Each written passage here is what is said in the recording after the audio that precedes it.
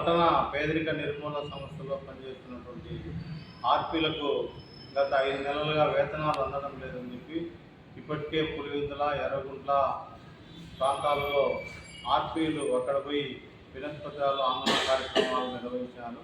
అలాగే మరోపక్క ఆర్పీలకు వేతనాలు పెండింగ్లో ఉంచడం ఒక సమస్య అయితే కనుక ఇటీవల కాలంలో ప్రభుత్వం మారినప్పుడల్లా వాళ్లకు లేనిపోని యాప్లు తీసుకొచ్చి పని ఒత్తిడి మూలంగా విజయనగరం జిల్లాలో జొన్నలగడ్డలో ఉన్నటువంటి ఒక ఆర్పీ జయలక్ష్మి అనే ఆర్పీ ఆత్మహత్య చేసుకోవడం జరిగింది.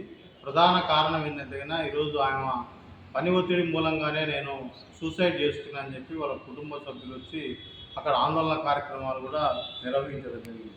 ప్రధానంగా ఈరోజు ఏంటంటే మొన్నటి వరకు మన పొదుపు మన డబ్బులు అని చెప్పి ఆర్పీలు ఒక గ్రూపుకు దాదాపు ఆర్పీ కింద ఉన్నటువంటి 25 మంది అంటే దాదాపు 250 మంది 300 మంది దగ్గర ఓటీపీలు చేసుకొని నెలల తరబడి చేసిన తర్వాత మళ్ళీ ఈరోజు ఎంసీపీవి మైక్రో ఫైనాన్స్ కింద మళ్ళీ ఓటీపీల ద్వారానే వాళ్ళ యొక్క యాప్ల ద్వారా ఓటీపీలు తీసుకొని ఆన్లైన్ చేయాలని చెప్పి మళ్ళీ యొక్క పైనుంచి అధికారుల ఒత్తిడి మూలంగా ఈరోజు జిల్లాలో ఆర్పీల పైన ఒత్తిడి భారం పెరిగింది.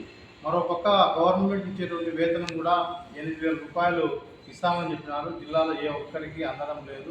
గౌరవ వేతనం 10,000 రూపాయలు ఇస్తామని చెప్పినారు. అది కూడా దక్కడం లేదనేటువంటిది ఏఐటీసీగా ప్రభుత్వం తీసుకొస్తున్నాం.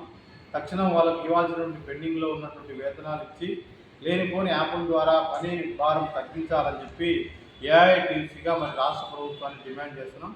అలాగే జిల్లాలో ఉన్నటువంటి మెప్మా కార్యాలయంలో పనిచేస్తున్నటువంటి హరిప్రసాద్ అనేటువంటి అతను ఈ యొక్క ఆర్పీలు సమస్యలపైన పోతే కన్నా అక్కడ వాళ్ళ యొక్క సైకలాజికల్గా దెబ్బతినేందుకు వ్యక్తిగతంగా మీరు సిక్కు గ్రూపులు ఉన్నాయి, మీరు యూనియన్లు పెట్టుకొని తీసుకొని రావద్దు అనేటువంటి దాంట్లో హరిప్రసాద్ ఈ చులకనగా చూసేటువంటి పద్ధతికి మానుకోకపోతే కన్నా ఏఐటీసీగా అతనిపైన కంప్లైంట్ చేసి అతని జిల్లా నుంచి తరలించేందుకు లేదా బదిలీ చేసేందుకు ఏఐటీసీగా ఆందోళన కార్యక్రమాలు చేపడతామని చెప్పి ఈ సమస్యలపైన జిల్లా కలెక్టర్ దృష్టికి కూడా తీసుకుపోతామని చెప్పి ఏఐటీసీగా తెలియజేస్తున్నాం.